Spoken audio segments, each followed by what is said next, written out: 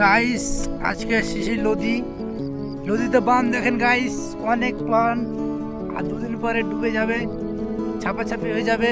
এটা সর্বশীর ঘাট। আর এখানে হিলোড়া পার একটা, মানে সবাই ঘুরতে আসে।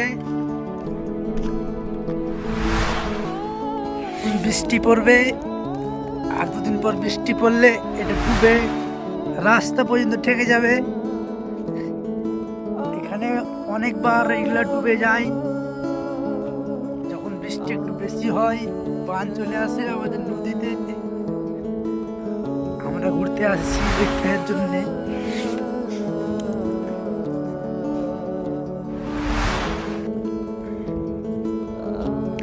এই নদীর নাম হচ্ছে পাগলা নদী।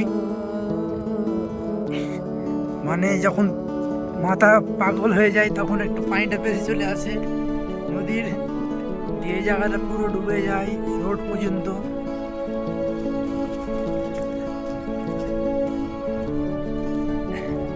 এখন এটা এগুলো ডুবেনি, এখানে রাস্তা আছে, এখনো ডুবেনি।